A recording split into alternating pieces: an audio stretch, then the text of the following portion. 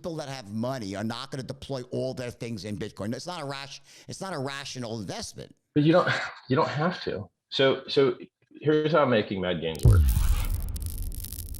Now, just for you guys at home watching, I own the world's largest diamond. I called the Bitcoin top on the day. I've been in Bitcoin since 50 cents. My currency I created went up 10,000x in 2 years, which is 1,000,000% before staking. 2 million if you staked it, depending on how long. Free self-help books, free self videos, raised 27 million for charity. I'm as good at this stuff as I can get, and I've called the top 2 cycles in a row. The trick to making money in speculation, which is buying and holding stuff, it's all speculation. The trick is to choose the thing that has the highest base gain so that you don't have to get leveraged up to amplify the gain, which is what a lot of people do in the S&P 500 and elsewhere. And then when volatility hits, you get liquidated and you're out. And then even if it continues the direction that you thought it was going to go, you're no longer in the market because you got liquidated. Can you go back and say you're using some terms that no one's going to understand? So go back to and say you go back and slow that down and use more layman's terms if you can. Thanks. So when you own a thing, so let's say that you bought the S&P 500 6.4 years ago. Now you're up 2x on your money today. But let's say you wanted to make that more. You wanted to make more money on that same movement. What you would do is you'd go to your broker and you'd say, listen, Mr. Broker, I think the S&P 500 is going to go up. You see that I've got money. I want to take a loan against my existing holdings so that I can buy more. This is called leverage.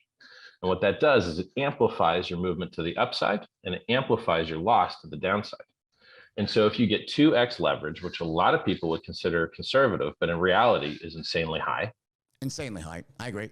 Insanely high. And you see in crypto, people get 100x leverage. You get liquidated instantly. Now, liquidated means that the market moved against you.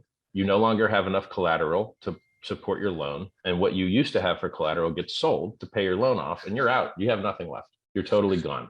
And in the stock market, it's even worse.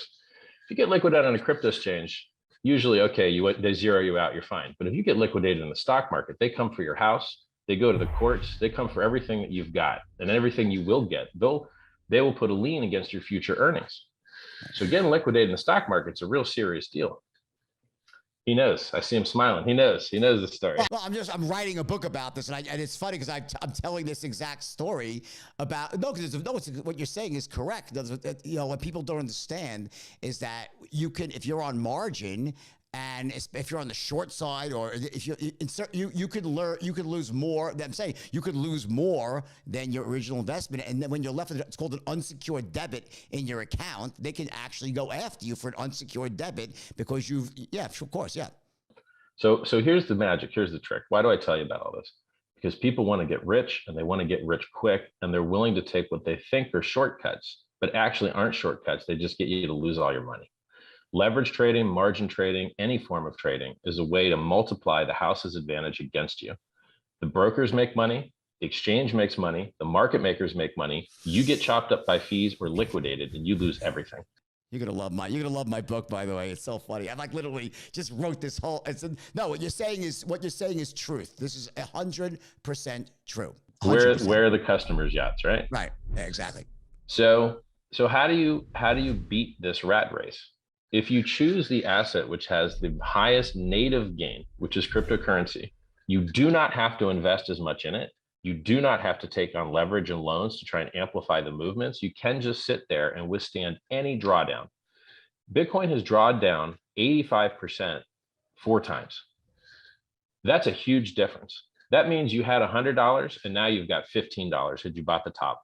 But every time it's done that, it's gone on to make new all-time highs. When I got into Bitcoin, it was 50 cents, and today it's $24,000. That's a 48,000x return. That's 48 million%. That is a huge, massive, gigantic return that nothing else in history has ever done.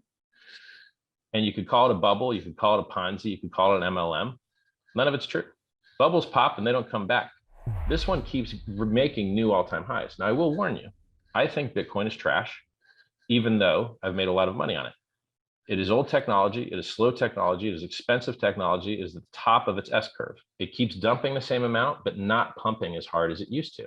It's falling over. The world's richest guy already bought. Nation states already legalized it. You are not an early adopter. This is a 13-year-old technology, but people think that they're early. From the COVID dip, Bitcoin went down to $3,800. Ethereum went down to $88. I don't remember how low Hex went, but then Bitcoin went up about 20x, Ethereum went up about 60x, and Hex went up hundreds or thousands of X.